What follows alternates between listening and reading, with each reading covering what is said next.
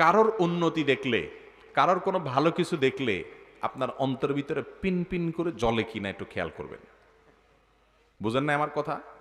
আপনি একটা দোকানদার, আপনার পাশের দোকানদারের দোকানে কাস্টমার একটার পর একটা ঢুকতেছে, বাইর হচ্ছে, ব্যাগ ভর্তি মালামাল নিয়ে বের হচ্ছে, আপনার দোকানে শুধু মাছি আসে আর আপনি তাড়ান বসে বসে। তো এই দৃশ্য দেখার পর তার দোকানে আবার এর মধ্যে আরেকটা কাস্টমার এসে ঢুকছে, দেখলেন ভেতরে জলে কিনা দেখেন।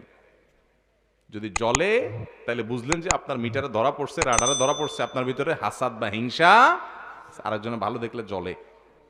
আপনার পাশের বাসার ছেলেটা জিপিএ 5 পাইছে, এই খবরটা আপনাকে কেউ দিছে, শোনার সাথে সাথে যদি দেখেন আপনার মনটা হঠাৎ করে খারাপ হয়ে গেছে, তাহলে বুঝবেন আপনার ভিতরে হিংসার রোগটা আছে।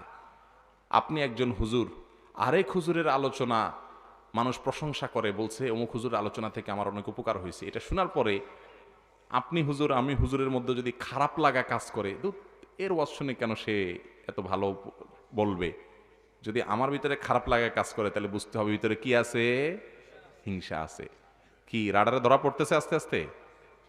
ভাইরা আমার, আহ, হিংসা এমন একটা অপরাধ, এমন একটা পাপ, এটাকে আমরা অপরাধ মনেই করি না। ওই যে বললাম না, আপনি চুরি করার অপরাধ জানেন, সেজন্য আপনি এটা থেকে বাঁচার চেষ্টা করেন। আপনি ডাকাতি করাকে অপরাধ জানেন, এই জন্য এটা করেন না।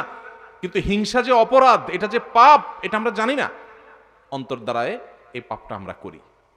অথচ একজন ইমানদার, তার মানসিকতা কি হবে? আল্লাহ তালা পাশের দোকানদার ভাইয়ের দোকানে এত কাস্টমার দিছেন, আলহামদুলিল্লাহ, আরো দেখ আল্লাহ তালা, আল্লাহর কাছে তো কাস্টমারের অভাব নাই, আল্লাহ তাকে আরো দেন, তার দেওয়াতে আমার কোনো দুঃখ নাই, তার আরো বিক্রি হোক, আমারটাও হোক, আল্লাহ আমাকেও কিছু দিয়েন। এটা হলো ইমানদারের চিন্তা।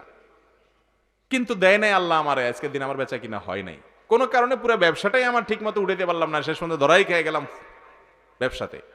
তারপরে আমার ইমানদার হিসাবে চিন্তা থাকবে, আল্লাহ আমাকে এদিক দিয়ে দেয় নাই, আমি যদি সবর করি তো এর বিনিময়ে আমি জান্নাতটা পাবো, তাহলে এটা আমার লস প্রজেক্ট হলো না, লাভের প্রজেক্ট হলো। ইমানদার এভাবে চিন্তা করবে। পাশের বাসার ছেলেটা ভালো রেজাল্ট করছে, জিপিএ 5 পাইছে, আলহামদুলিল্লাহ, অমুক কলেজে চান্স পাইছে, অমুক ভার্সিটিতে চান্স পাইছে, আলহামদুলিল্লাহ, আমার ছেলেটার এখনো খবর আসে নাই, হাব্বা ভালো না। তো আমি ওই পাশের বাসার ছেলেটার খবর শোনার সাথে সাথে মন থেকে বলবো কি, আলহামদুলিল্লাহ, আল্লাহ তালা ওই ছেলেটাকে দিছে, আরো দেখ আল্লাহ, আরো দেখ, ওকে আল্লাহ না দিলে আমার তো কোনো লাভ নাই, আল্লাহ ওকে দেখ, ওকে দিলে তো আমার কোনো ক্ষতি নাই। যে আল্লাহ ওকে দিতে পারে, আমার ছেলেকে দিতে পারে কি পারে না?